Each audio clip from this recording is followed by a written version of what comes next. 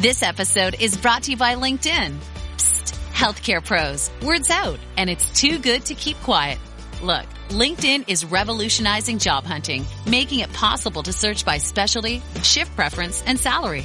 Endless scrolling is out. Whether it's a mental health therapist or dental hygienist, finding the perfect role is faster and easier than ever. Head to linkedin.com/healthcare and start your search today. 5:15, let's head over to the 77 WABC Sports Desk. Happy Friday. Good morning, Justin Allen. Well, thank you, brother. Thank you. Did you see what I did there? Yeah, I did. Yeah. How about that? Well, MLB All-Star break comes to an end here. Both the Mets and the Yankees are getting ready to dive into their second half schedule starting tonight. The Yankees will start off at home in the Bronx, welcoming in the division rival Tampa Bay Rays for the opener of a 4-game set. First pitch from Yankee Stadium is scheduled for 7:05 p.m. with the A's Garrett Cole getting ready to take the hill against Tampa's Zach Eflin. Heading in, the Yanks are just a game back of the Baltimore Orioles, first place in the AL East with a record of 58-40 overall. They've currently got a firm grasp on that first wildcard spot in the American League, but it should get interesting down the stretch in the division as they look to continue to duke it out with the O's for that division title.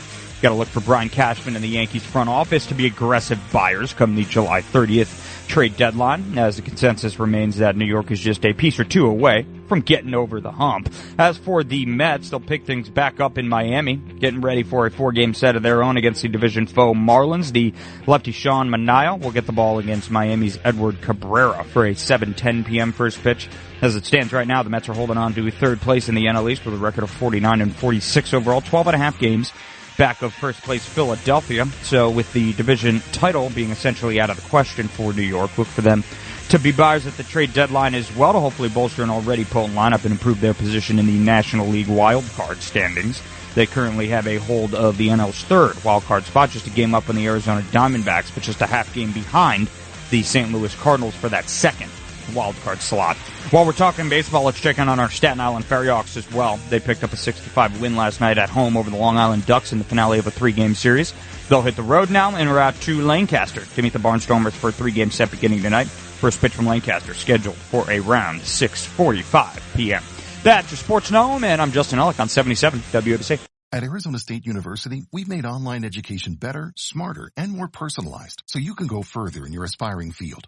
I decided to pursue medicine once I realized that ASU did have the online program for biological sciences. You're still required to learn the same curriculum. You're still being tested on the same content that anyone would be tested on in person. The comprehensiveness of the program prepared me so well for medical school. Explore over 300 programs at asuonline.asu.edu.